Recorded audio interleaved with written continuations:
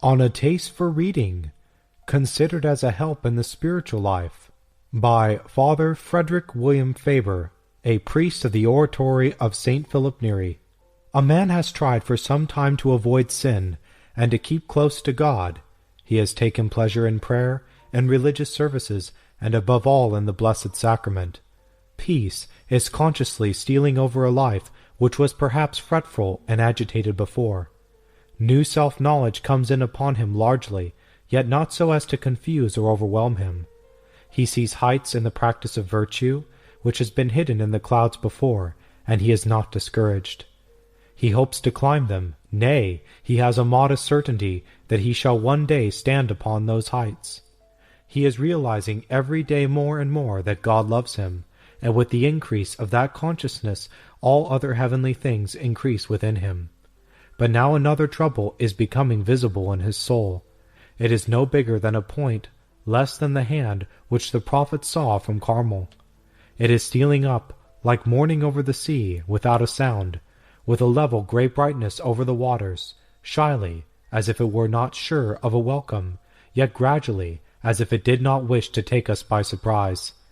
It has come to the man to feel that there is another sort of closeness to God from any he has thought of before.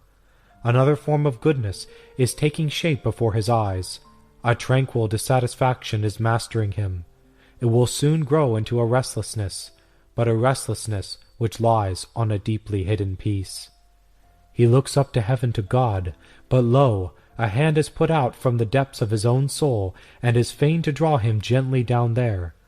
A voice without words seems to say to him, not up in the blue sky or beyond it, but down here. The Holy Ghost has given him the craving for an inward life, a new vocation, a vocation to a closer union with God, and a union of another sort, a finding of God within. Happy the souls who are thus touched. Now, if they will but correspond, if they can but light on one who shall guide them well. Under this divine pressure the man seeks his spiritual father. He is athirst for God, and he goes to the shepherd to show him the springs up amongst the hills. Woe to the shepherd if he cannot show them, from not knowing himself where they are.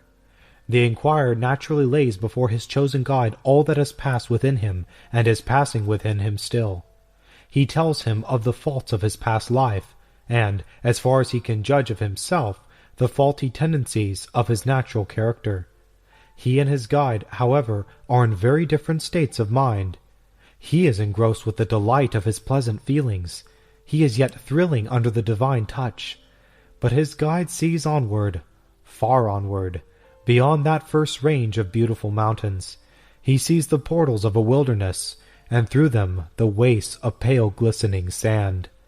Danger and delusions, faintings and uncertainties, strange trials and unwonted temptations, these are the images of the future which rise to the eyes of the guide. Yet he is full of sympathy. He looks with tender respect on the man whose soul God has touched. The grandest of all the signs of predestination is shining majestically round him. In his vocation to the mystical apostolate of the inward life, he could almost kneel to one on whom God's finger has so recently lately pressed, nay, is perhaps pressing still, only that these touches are very swift and transitory, even when their consequences are permanent and lifelong. Nevertheless, he is filled also with an affectionate anxiety, because of the numerous requirements he must make upon his disciple. He must require generosity. That is the first of indispensable things. He must exact humility, though just now he cares less for deficiencies there than in generosity. But at all events he must have such material humility as amounts to docility. The growing knowledge of God will bring the rest. These are great requirements, yet they are only two out of many.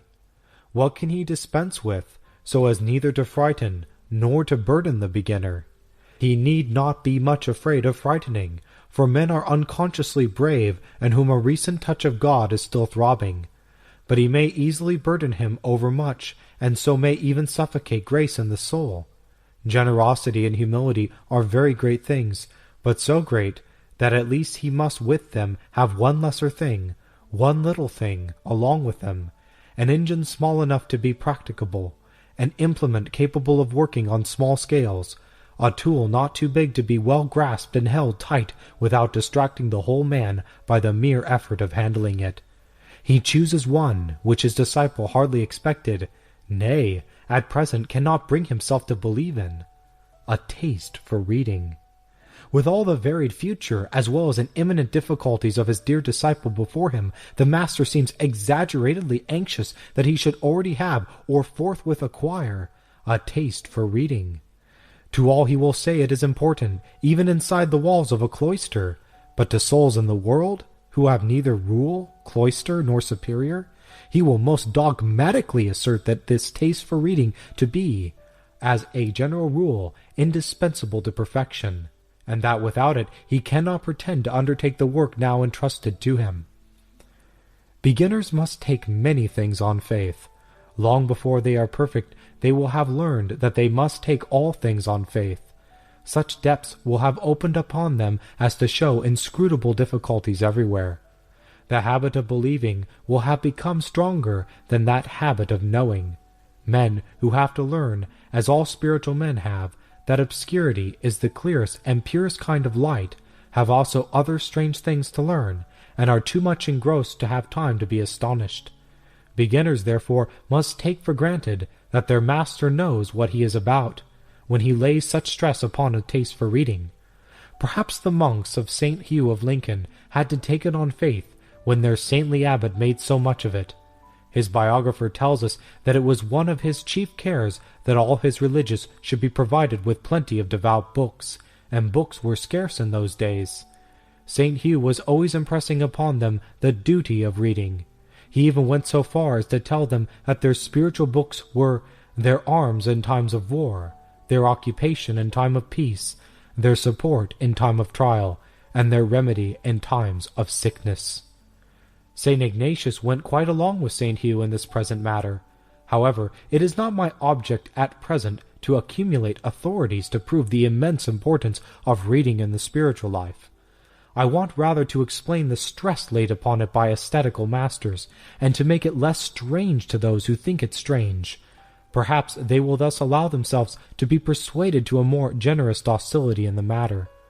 Other things being equal, a person beginning the spiritual life with a taste for reading has a much greater chance both of advancing and of preserving than one who is destitute of such a taste.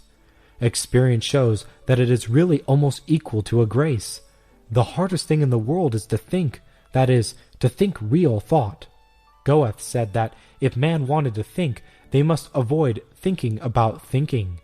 This is a fatal process, a quagmire which has sucked up generations of unfortunate men, and is capable of absorbing as many generations more.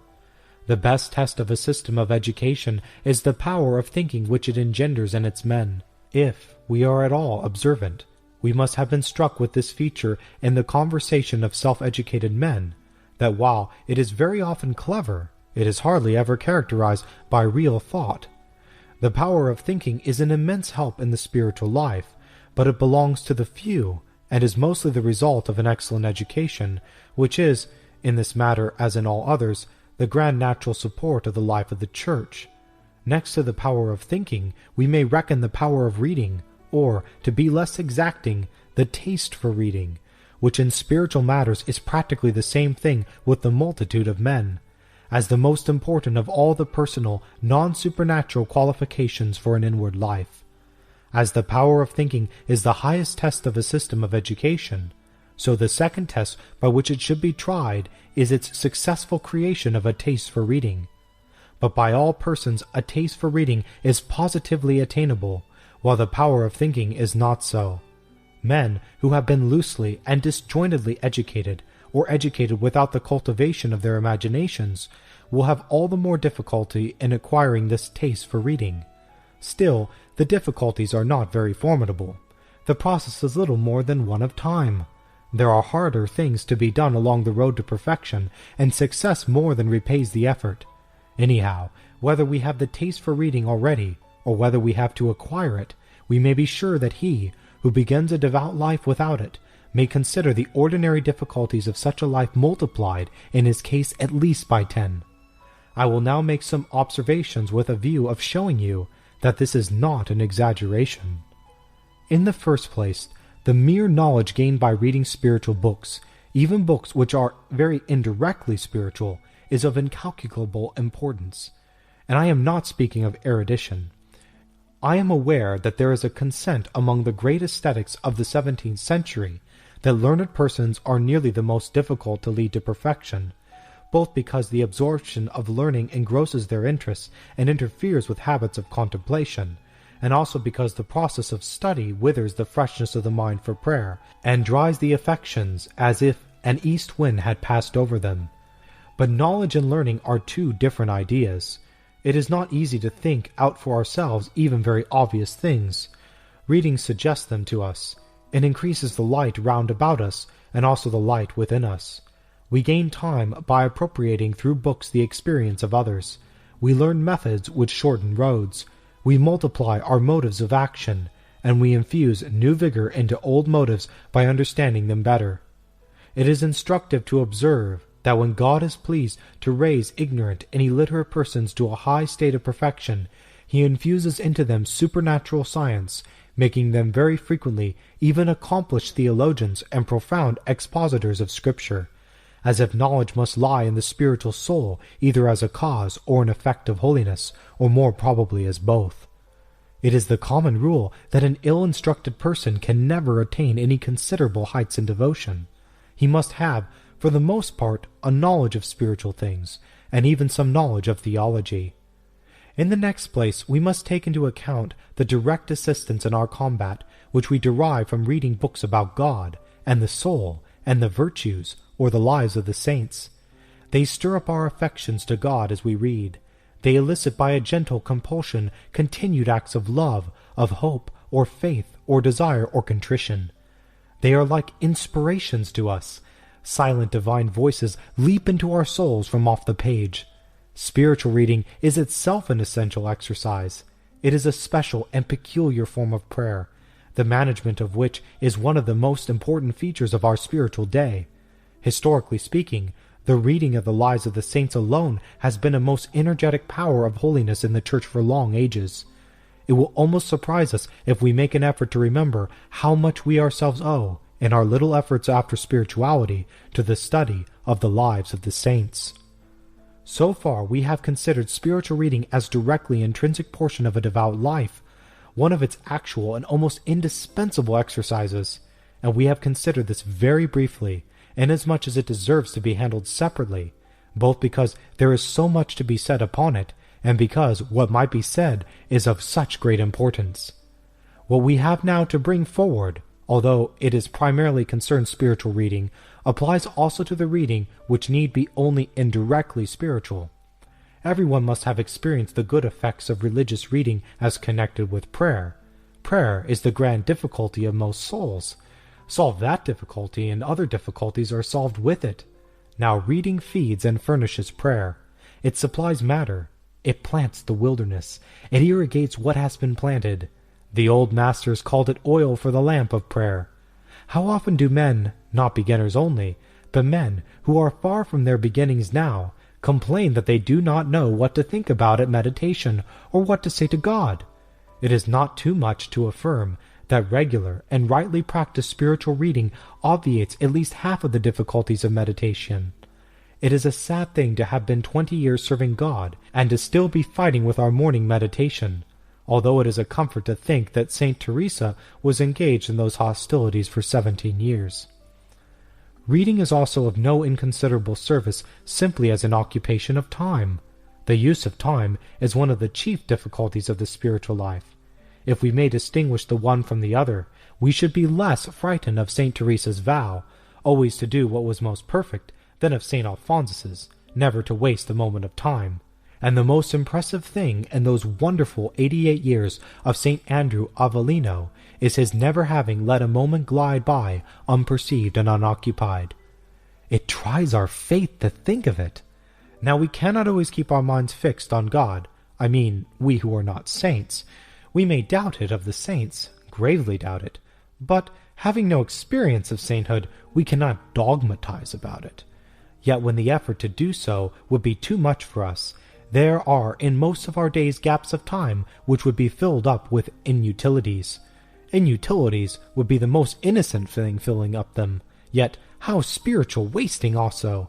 Then reading, not our regular spiritual reading, which is of more serious and direct intercourse with God, but conscientiously chosen reading, even of the secular sort, comes in and not only saves us from evil by being harmless, but does us a positive good in itself. Moreover, it takes possession of the mind, of which the evil one is always on the watch to take possession. It occupies it, it garrisons it, it peoples it with thoughts which are directly or indirectly of God. Now, in these days, there are two contagious influences in the atmosphere around us, which are most deleterious to the spiritual life. They are the multiplicity of interests and the rapidity of objects.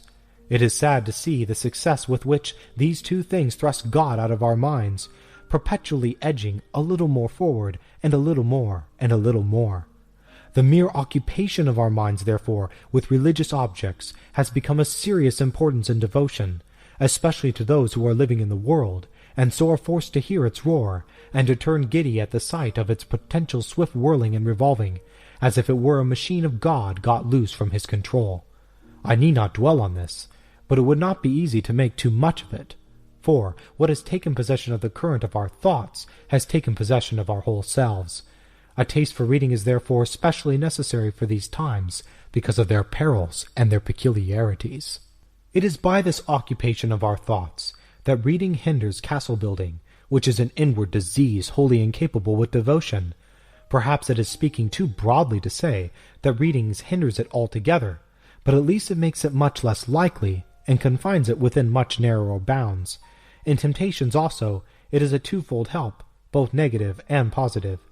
Negative because all occupations involve the non-existence of a great many temptations, and positive because it furnishes an actual distraction while we are under temptation, as well as gives us light in our warfare with them, and a heating of the heart which presents us being chilled by their icy touch.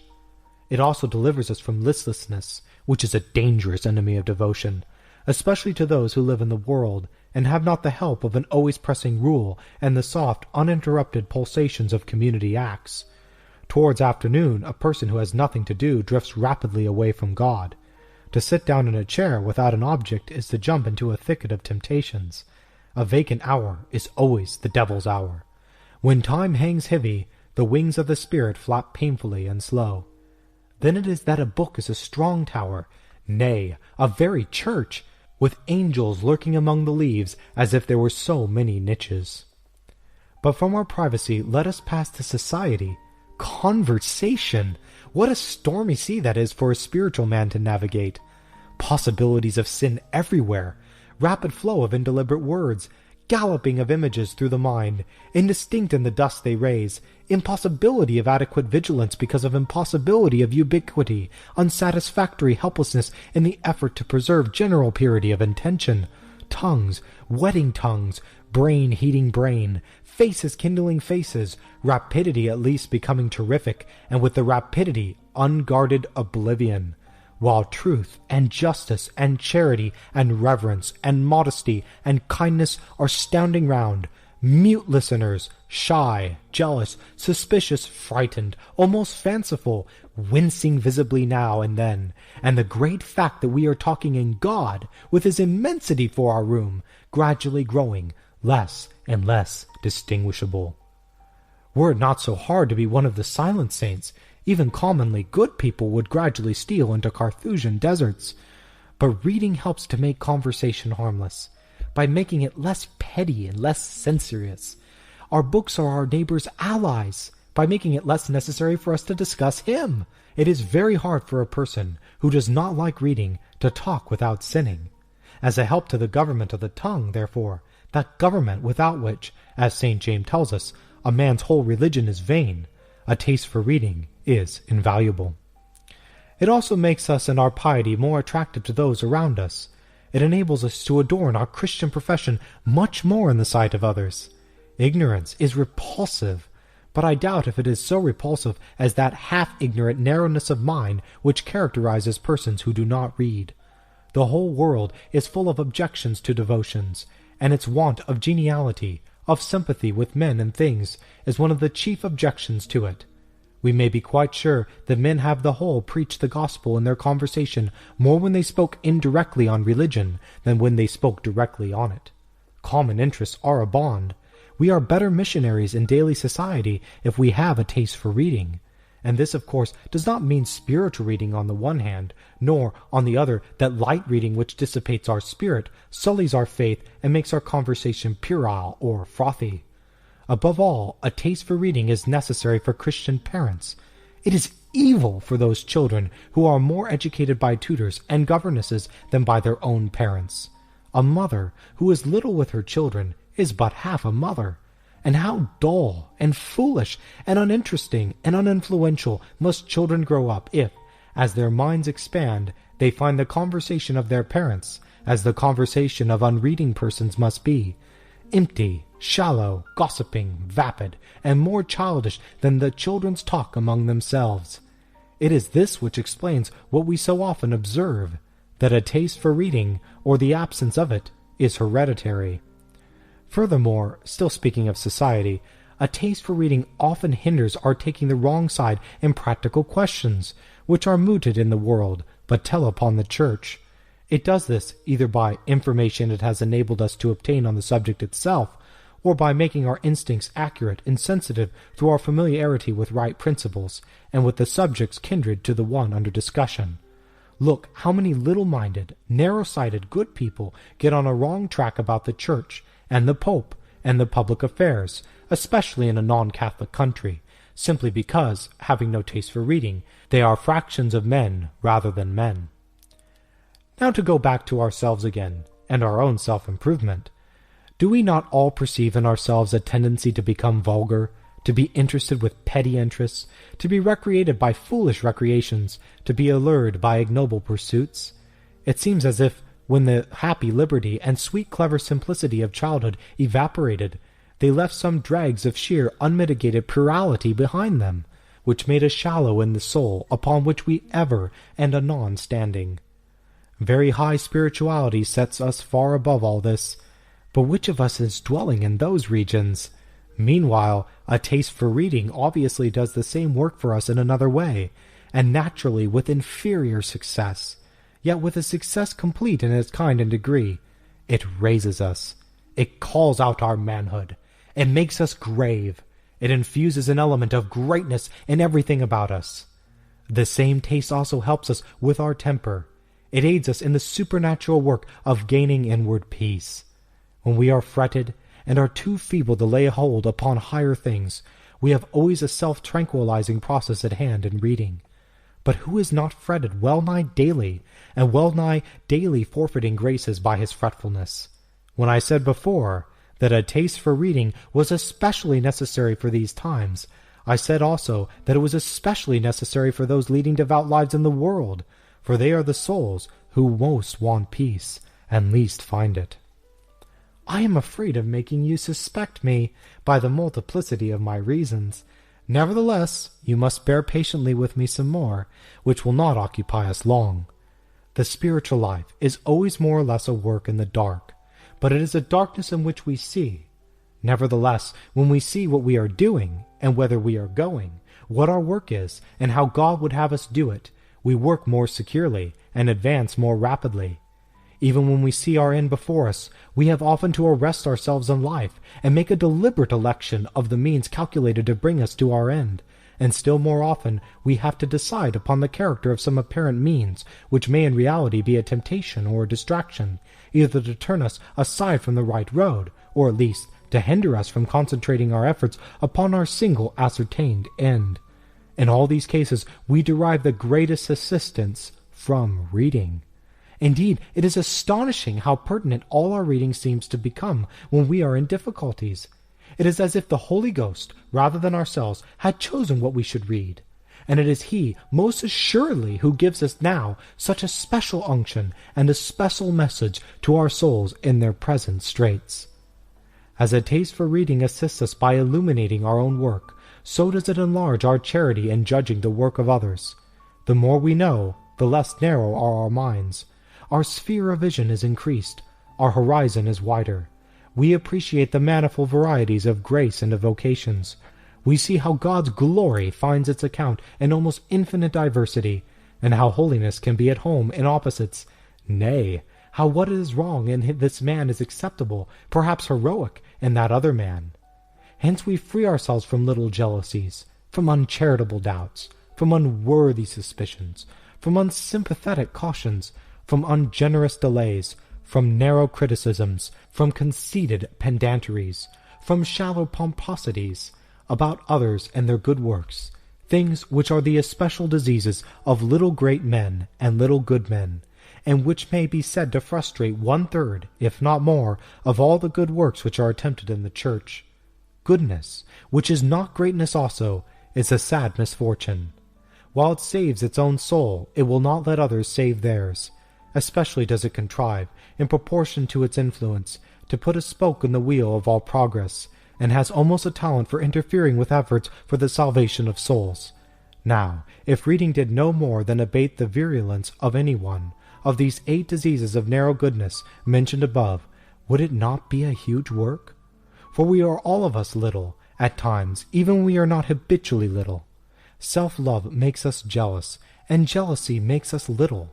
But how much more, as experience teaches us, does a taste for reading do, than merely abate the virulence of these things? How many a narrow mind has it not made broad? How many close, stifling, unwindowed hearts had it not filled with the mountain air and sunshine, and widened them to noble spacious halls, so making room for God where he had no room before? It also heightens our whole spiritual standing by making us more free from human respect.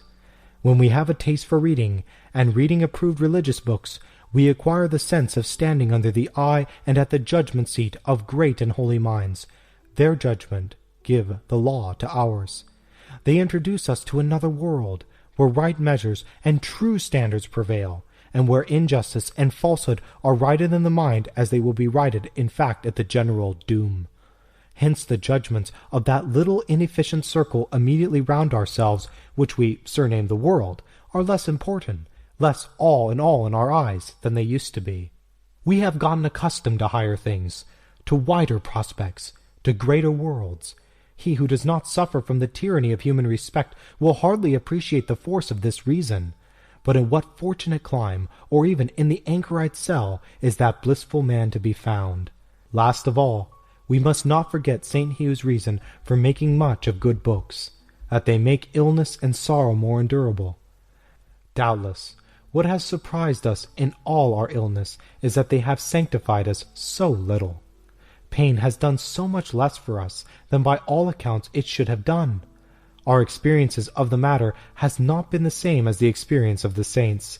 It is not so much that we have been less patient as that we have been more animal. We have been occupied with the physical part of our sufferings. All our energies have been absorbed in the effort of endurance. Even sorrow we make too physical. Moreover, though others should not ask too much of us, neither should we unwisely overtax ourselves, yet there is no doubt we allow both sorrow and sickness to make us more idle than they need do. We waste time in suffering, when moments, always precious, are more precious than at any other time of life. Now, in the matter of patience, in the matter of inwardly sanctifying our sufferings, and in the matter of needless indolence, we shall find a taste for reading of great service to us, both in sickness and sorrow. But all these are very low and merely natural reasons. True, but are we fit for higher things yet? Have we any dispensation from the early stages of this grand journey? Surely, if we rightly estimate ourselves, we may feel that we are too low for the lowest thing that is good, but we cannot feel that we are too high for anything. Here, then, are about 20 reasons why a spiritual guide is so anxious to know whether one, who is just putting himself under direction, has a taste for reading. He knows by experience that this taste will practically do the work of higher graces, before we have yet reached, in the common course of things, the region where those higher graces dwell. The following are excerpts from an essay on beatification, canonization, and the processes of the Congregation of Rites, also written by Father Faber. We have chosen excerpts from this essay because in the footnote of A Taste for Reading Considered Helpful in the Spiritual Life, is suggested to look to this essay for examples of how reading the lives of the saints is especially helpful to salvation. There is hardly any study, and certainly no kind of spiritual reading, which calls for more cautious jealousy and scholar-like discretion than the lives of the saints. And if it be actually impossible in any particular instance to avoid erring in one of two extremes, it is better to be too backward than too forward in the matter before us. When we pass the boundaries of ordinary life and enter a land of marvels and strange actions, we must remember that we are on the very ground where delusion and counterfeit work is to be looked for, and we must be careful not to let either general enthusiasm or particular devotion to a favorite saint, or a natural tendency to give in to the spirit and genius of romance, allure us for one instant from the analogy of the faith.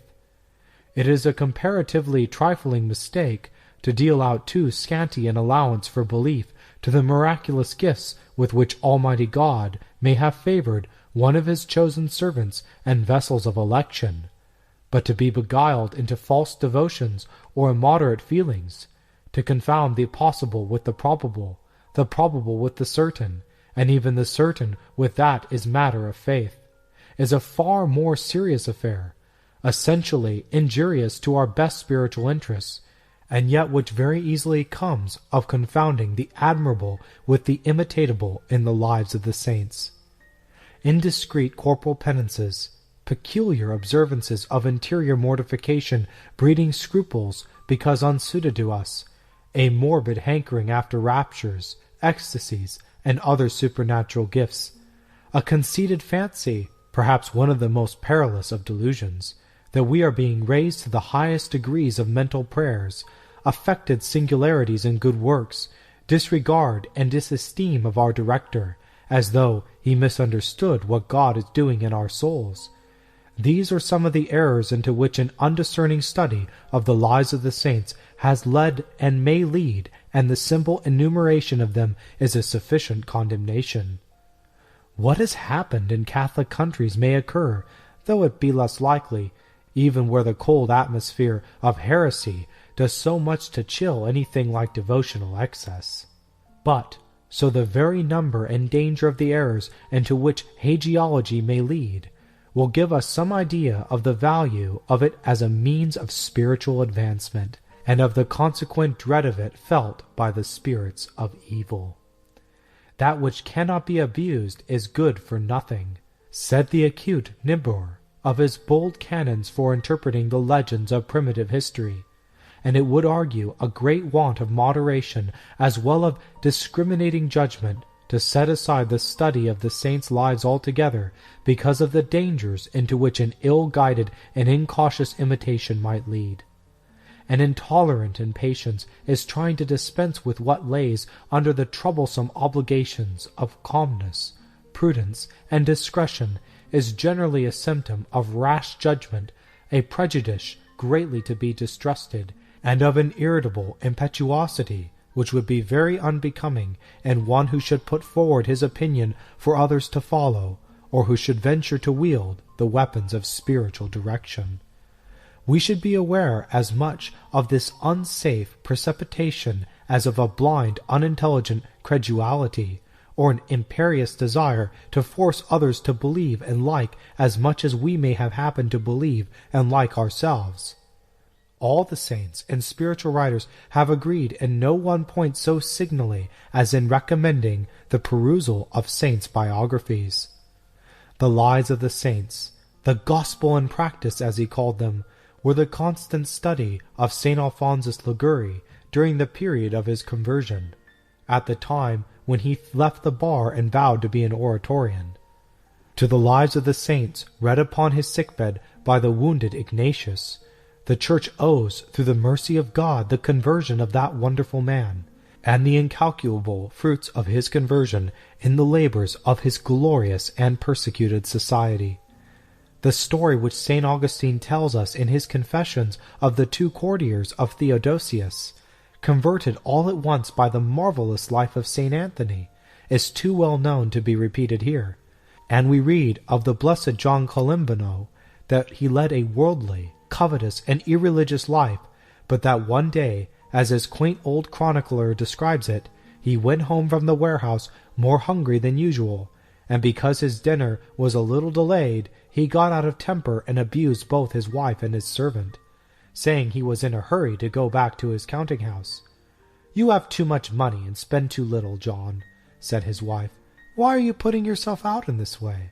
While I am getting things ready, take this book and read a little." So saying, she gave him a volume containing some lives of saints. Giovanni, somewhat nettled, took the book and threw it into the middle of the room, saying, "You think of nothing but legends. I have the warehouse to go to." Presently, however, his conscience began to prick him. He took the book from the ground, and opening it, lighted upon the life of Saint Mary of Egypt. Shortly afterwards, his wife called him to dinner. "Wait a while," replied Giovanni, forgetting his hunger, and on he went.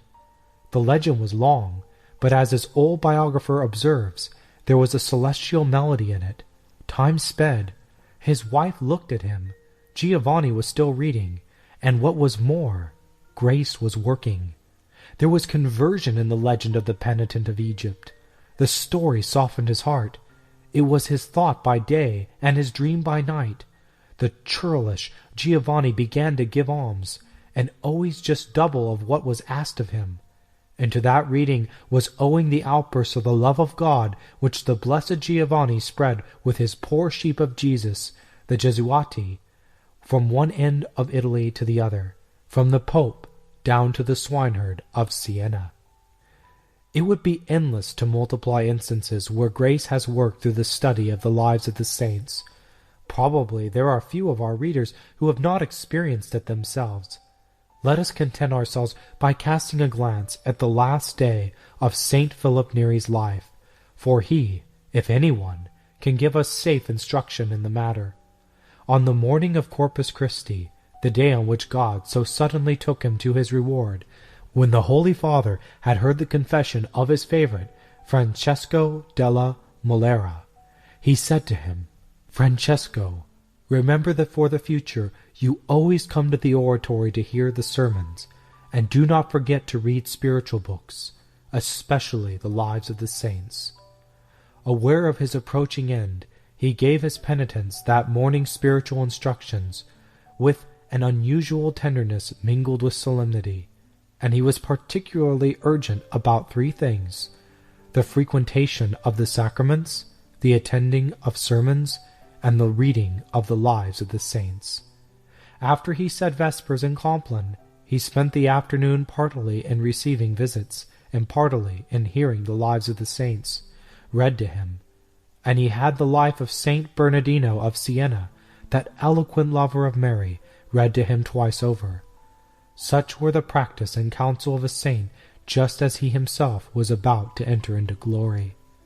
Indeed, to discard ourselves or discourage in others the reading of the lives of the saints would apparently betoken some disrespect to the Church, for by even the lowest of her sanctions, such as the steps preparatory to the Signatura Commissionis, she at least calls the attention of her children to the holy men upon whose lives apostolical processes have been or are about to be formed, or who by the custom of the Congregation of Rites are entitled to the name of venerable, and by the decree of canonization, the cultus of the saint permitted in beatification is made a precept to the universal Church. These clearly are the models she puts before us to admire and imitate, these alone of our fellow exiles in this vale of tears. Does she authoritatively pronounce to be enjoying the beatific vision? These are the marked followers of the Lamb, whom the Church calls by name, that we may know them, and copy their virtues as well as venerate their relics. And it is worth observing that hardly ever are Mass and office granted to the nameless martyrs or sancti baptizi, whose bodies are extracted from the catacombs. So strongly does the idea of imitation come out in all that regards the cult of the saints. The practice and advices of the saints themselves, recorded facts, the finger of the Church, the universal teaching of spiritual writers, all unite in pointing out the study of the lives of the saints as a great means of grace and an almost necessary help to advancement in virtue. We must not, however, forget the distinction between what is admirable and what is imitatable in these records of sanctity, for to lose sight of this distinction would be most dangerous. Read the histories and lives of the saints, says St. Francis of Sales in his Introduction to the Devout Life, in which, as in a looking-glass, you may behold the portraiture of a Christian life, and accommodate their actions to your state of life. For, although several actions of the saint cannot absolutely be imitated by such as live in the midst of the world, yet they may be in some degree followed. For example, you may imitate the solitude of St. Paul the First Hermit in your spiritual and real retirements, and the extreme poverty of St. Francis by the practices of poverty, and so of the rest. It is true, there are some of their histories that give more life for the conduct of our lives than others, such as the life of the Blessed Mother Teresa, the lives of the first Jesuits, that of St. Charles Borromeo, St. Louis, St. Bernard, the Chronicles of St. Francis, and several others. There are others again which contain more matter of admiration than imitation, as the life of St. Mary of Egypt, St. Simon Stylites, and the two St. Catherines of Siena and Genoa, of St. Angela and the such like, which nevertheless fail not in general to give us a great relish for the love of God." End quote. This is a very remarkable passage to come from such a writer as St. Francis, and illustrates very well the practical turn of his mind. He would have even the extraordinary actions of the saints, such as the utter solitude of Paul and the utter poverty of Francis, copied by us in our measure and by accommodation, and few perhaps less versed in spiritual direction would have mentioned the Chronicles of St. Francis as among the imitatable biographies. Indeed, the extreme difficulty of drawing the line between the lives imitatable and the lives admirable is very significant. Father Quadripani, the Barnabite, good-humoredly laughing at the ambitious beginners who envy St. Joseph of Cupertino his marvelous flights in the air, lays great stress on the same distinction, and gives the same advice in his beautiful documents for tranquilizing the scrupulous. Yet even the life of St. Mary of Egypt, ranked by St. Francis among the admirable rather than the imitatable lives, was the frequent study of the wise and practical St. Philip Neri, as we have just seen, was the means of the blessed Colombino's conversion from the stingy worldliness of a hard-hearted tradesman. We must therefore, while giving scope to a right and proper caution and criticism, repress with equal jealousy imprudent fears, uncritical censures, and cold suspicions.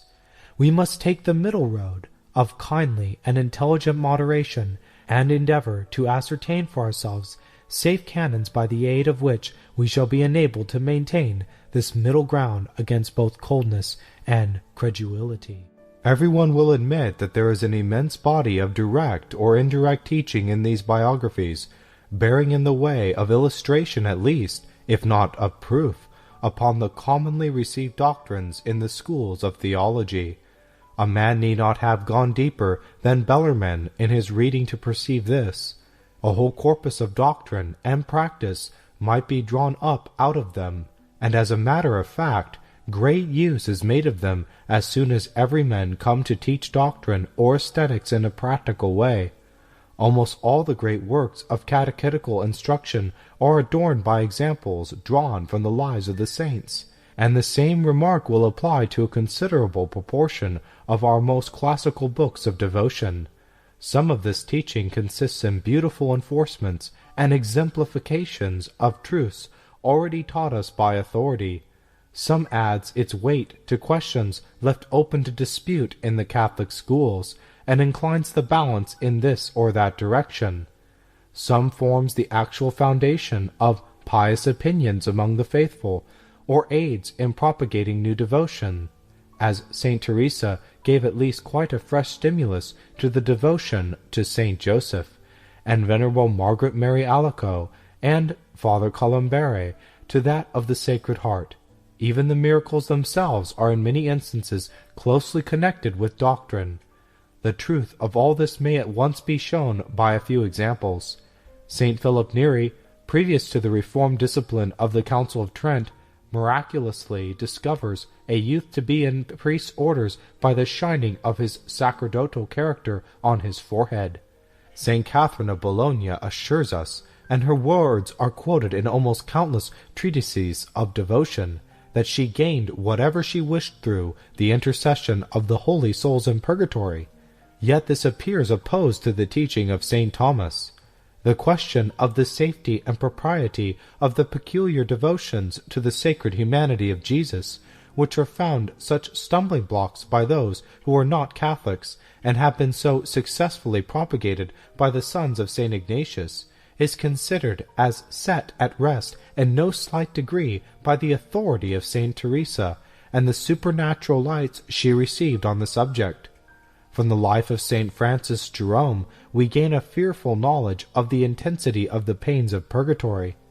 From that of Saint Stanislaus Kostka we are piously led to believe that the great feasts of the Church Militant are in some way noted in the Church Triumphant, and from that of Blessed Henry Suso we obtain a most vivid idea of the refreshment of the adorable sacrifice of the Mass to the souls in purgatory. So, from the other lives we learn the peculiar power which certain prayers appear to have in heaven. For example, the well-known instance of the antiphon Sub tuum praesidium configimus before the Litany of Loreto, and the words Ea ergo advocata nostra in the Salve Regina, as was revealed to Saint Gertrude. And from the life of the venerable Benedict Joseph we learn that a life of perpetual pilgrimage to holy shrines may even in these self-wise days be, with proper vocation, acceptable to Almighty God. Instances may be multiplied almost ad infinitum, but these will suffice. Now it is plain that all this cannot be disposed of in any brief or contemptuous way. The attention, the conscientious, deliberative attention of a Catholic must be arrested by it, and perhaps the more he lives in the practice of the presence of God, the more time he spends in the peaceful regions of prayer, the less will he be inclined to handle these things in a summary and disrespectful way. Can he safely reject as false, or at least not worth of a thought, everything which is not positively de fide? Certainly not. It would be the most unreasoning indiscretion, the most impatient intellectual rashness that could be conceived. It would be the case of a man whose prime care was, not to be in harmony with the Church, but just to turn the corner of formal heresy by an adroit and perilous nicety.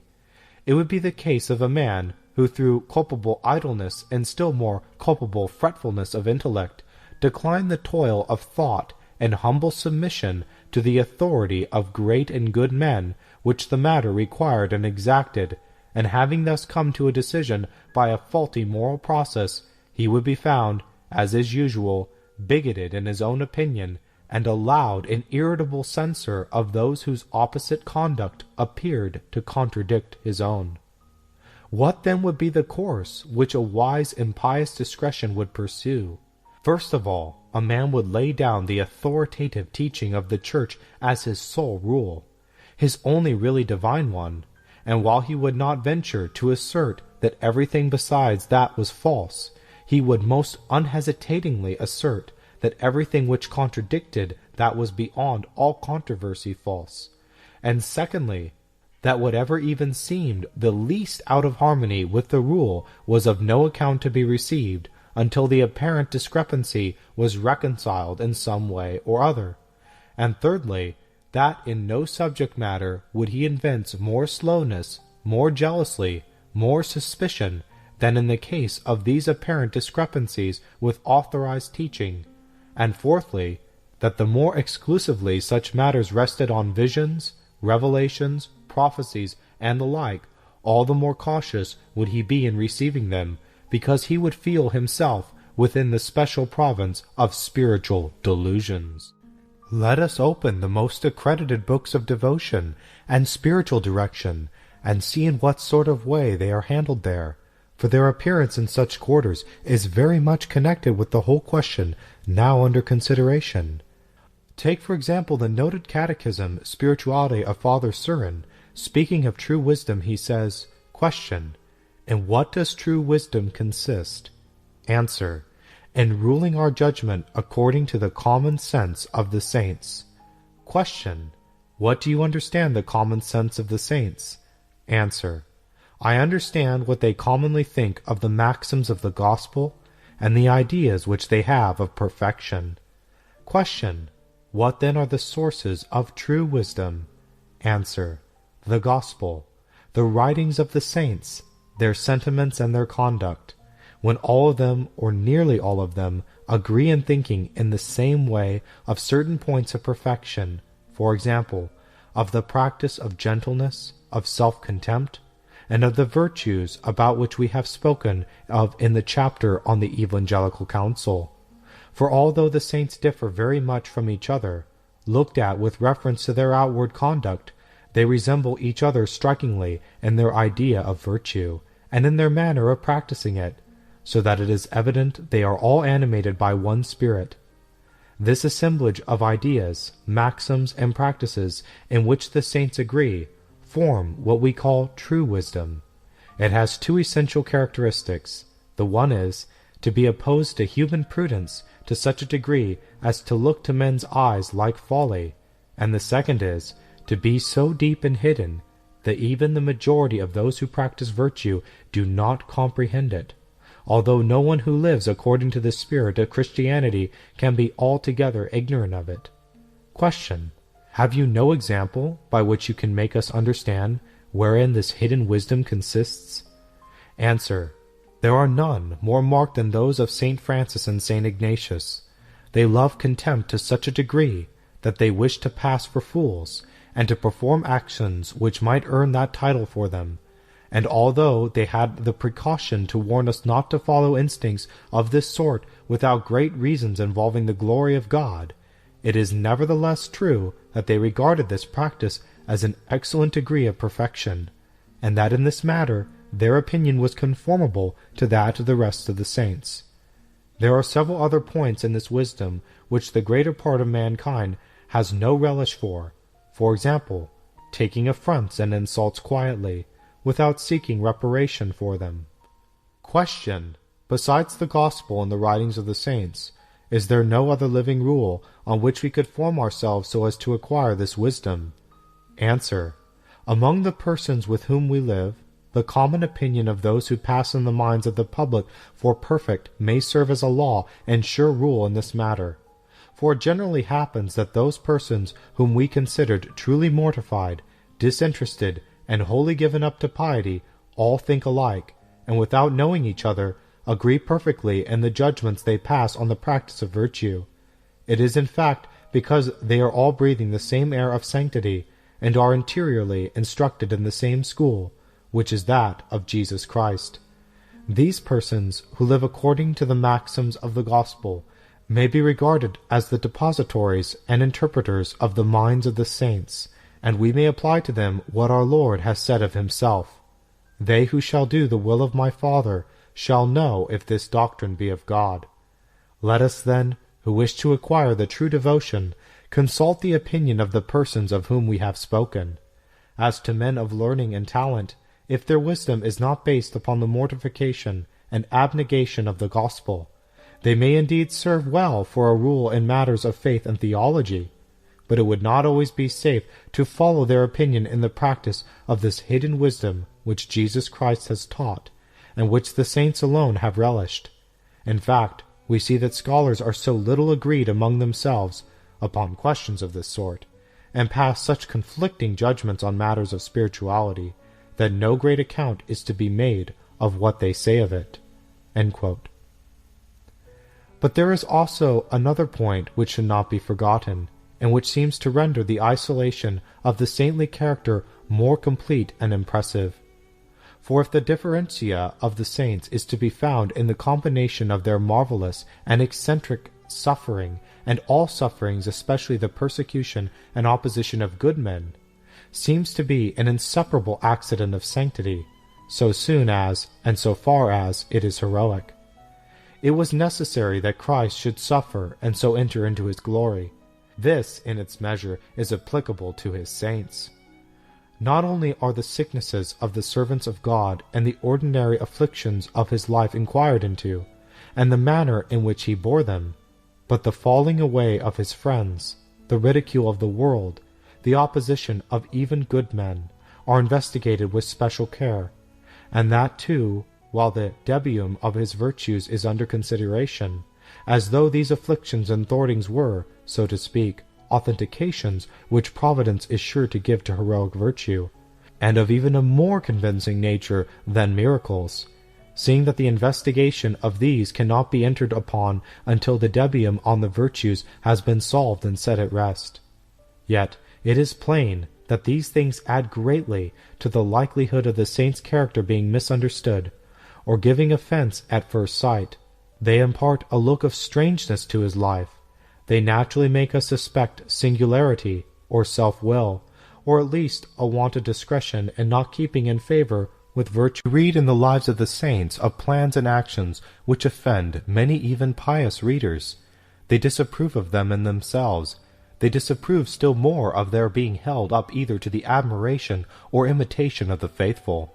Now, if when the saints themselves were alive, redolent with the odor of their sanctity, the vividness of their bright example, and the solemn authentication of their frequent miracles fresh upon them and around them, if at that time there was almost a general disapprobation of their plans and modes of actions, as in the case of St. Alphonsus Liguri when he founded his congregation, if, as again St. Alphonsus was, they were left persisting in a kind of proud-looking isolation, if even popes and bishops were against them, and they gave way only to the pressure of actual command, if the pious were scandalized, and the Holy Inquisition interfered, if calumny seemed for the whole truth and the truth hypocrisy, if these wonderful men also went so far as to consider this opposition and offense the best proof they could have had that their work was the will of God, as St. Philip Neri and our good Bishop Chandler are said often to have refused to join in a work because it was not opposed by the good kind of men, if all this took place where they were personally concerned, must not something of the same sort be always expected towards their lives, especially if those lives be faithful and minute? And will not this easily account for the diversity of opinion and the somewhat offended temper of objection which saints' lives have generally elicited? What the unkindly world and the remaining worldliness in the ordinary faithful found so uncongenial in the living saints will still be uncongenial in their lives, although, of course, in the case of Catholics, the intervention of the Church and the honors she has decreed to the saint will soften and diminish this, and will naturally make criticism less positive and more modest. Let us now take some instances, in order that we may not lie open to a charge of exaggeration. In the second report of the auditors of the Rota, in the case of Saint Teresa, we read that she was so completely abandoned by everyone that nobody would even hear her confessions.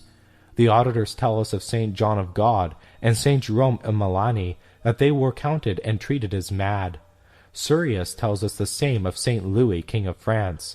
As to persecutions from heathens and heretics, we know what Saint Francis Xavier suffered in India, Saint James de la Marche from Fraticelli, Saint Pascal Balion from the Huguenots, and Saint Didacus in the Canaries. And for examples of the persecution from bad Catholics, we have the priest Florentinius trying to poison Saint Benedict, as Saint Gregory tells us, the spite of Fratre Elia against Saint Francis and Saint Anthony of Padua, the sufferings of Saint Vincent Ferrer, Saint Teresa, Saint Charles Borromeo, and the particularly cruel persecutions which Saint John of the Cross underwent in his great enterprise of reforming the Carmelite order, to say nothing of the martyrdoms of Saint John Nepomuc and our own Saint Thomas. But it is more to our purpose to adduce instances of the saints being persecuted by good men, whom God, for their own humiliation and the merit of his servants, allowed to mistake the saint, or to be deceived by calumny. Saint Philip Neri was persecuted by Roman prelates under Paul V and Saint Pius V for his pilgrimages to the 7 churches, which were put down to vainglory or seditious humor, and he was disgraced. St. Alphonsus Liguori, after having been persecuted by Father Ripa and made the laughingstock of Naples, was no sooner deserted by his first companions, Madrini and others, at Scala, than he was denounced by name from the pulpits of the capital as a warning to other self-sufficient dreamers. St. Teresa was denounced to the Inquisition, and so was St. Ignatius. The venerable Abbot Bearer was deposed by a delegate of the Holy See, and bore his unjust punishment with the utmost patience for 7 years. The glorious St. Joseph Calasantius, whose life is such a study for these times, was summoned before the Inquisition. He was deprived of his office of general. His order was abolished and reduced to a simple congregation, and was not restored until after his death by Clement IX. All of this was in Rome itself, and under the eyes of sovereign pontiffs, whose officials, without any fault of their own or any want of justice, were deceived by malicious conspiracy. And we are actually told that so frequent and grievous were the persecutions which St. Joseph Calasantius underwent from good men and prelates in authority, that the postulators were more than once on the point of giving the cause up in despair. Such tedious difficulty they have to make their ground good against the promoter of the faith. In like manner, Leo IX was imposed upon and set against St. Peter Damian, and St. Gregory tells us that the Holy See gave ear to the calumniators of St. Equitus, who accused him of preaching without authority. Nay, even the absence of this kind of persecutions seems to have amounted almost to an objection in the case of St. Francesca Romana. It was hinted that she was entering into her glory without this suffering, though, as everyone knows, it pleased God to allow her to be subjected to frightful assaults of the evil one, which the auditors actually put in place of other persecutions, and which may be seen at length in the second March volume of the Bollandus. Thus, as Benedict XIV remarks, in all causes it is to be seditiously inquired whether the servants of God suffered distresses, and what sort of distresses, and with what patience and charity they bore them. What has been said in the preceding paragraphs must not, however, be pushed too far, that is, beyond the point for which there is evidence, or be understood in too exclusive a sense. It certainly does seem that the union of extraordinary actions with the frequent exercise of miraculous power forms the differentia constituting the species of saint, that in a great multitude of cases, perhaps the majority, the ferocity of a virtue renders it misunderstood by those who have not a spiritual discernment, so that ferocity and singularity may sometimes be apparently and accidentally synonymous, and that the jealous suspecting opposition of good men is attached in the manner of an inseparable accident to the character of heroic virtue. But it must be remembered that this is not all. This does not embrace the entire character of a saint. He is not merely an assemblage of eccentricities, nor is it the object of what has been said to hold him up as such. The object of this essay is to put a very different price upon the lives and legends of the saints, such a value as one would put who, with faith in St. Philip's method, had used the narration of saints' lives as a weapon of missionary warfare, and had seen, not the breathless interest only, or the reader tear of peasant crowds, but the abiding influence for good, the heightened love of God, the more persevering pursuit of virtue. If it is a problem to some who have to deal with converts of the lower orders, how to destroy in them the lingering sympathies with dissent, and the sectarian humors only superficially Catholicized, and to give them the tone and feeling of children of the Church, let missionaries try the recitation of the lives of the saints, after the fashion of the oratory, in lieu of sermons, not too frequently, but as the feasts furnish occasions. Let them relate the acts of Saint Cecilia, Saint Agnes, Saint Martina, and those early saints, whose blood made Rome, our holy city, the Jerusalem of Catholics, and let them tell the stories of some of our simple saints, such as Saint Winifred, Saint Ebba of Collingham, Saint Wilfrid, and Saint Edmund of Canterbury, so as to give them sympathies with their own native land as it was beneath the sweet and blessed yoke of faith. And by the grace of God and the good offices of the saints, they will see how quickly a Catholic mind will be formed in their people.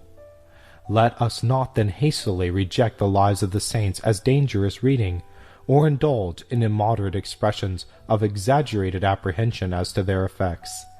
St. Alphonsus Liguori, in old age as in youth, after the toils of his episcopal day, was ever found by the light of his midnight lamp, combing through the lives of the saints. What must we think of the importance of this reading, when we find St. Catherine of Siena telling her confessor that, without any reading at all, the Holy Ghost had miraculously given her an entire knowledge of the lives and customs of the fathers of the desert, and of the actions of some other saints, particularly St. Dominic, that she could think of nothing else. It was thus the blessed Spirit tutored one who was so specially his spouse. Let a man read the lives of the saints, said St. Philip Neri, who was constantly poring, especially in his later years, over the chronicles of the fathers of the desert, finding matter for prayer and tears, not for scandal or surprise, in the strange simplicity of those records of spiritual prowess and wisdom. And as has already been said, the unaffected marvelous legend of the blessed John Colombini, the poor sheep of Jesus, was a prime favorite of his, put into the hands of many of his penitents. By devout patience, by discreet moderation, and by a manly distrust of our own cold-heartedness, above all, by an earnest covetous appetite to be edified and made better men, and by slow reading, not the least important of the conditions, there is no study after that of sacred Scripture which will yield a man more profit for his soul than an assiduous perusal of the biography of saints. Ah, what better can they do who are exiles via than trace and kiss the footprints of those who are now welcomed and crowned in heaven?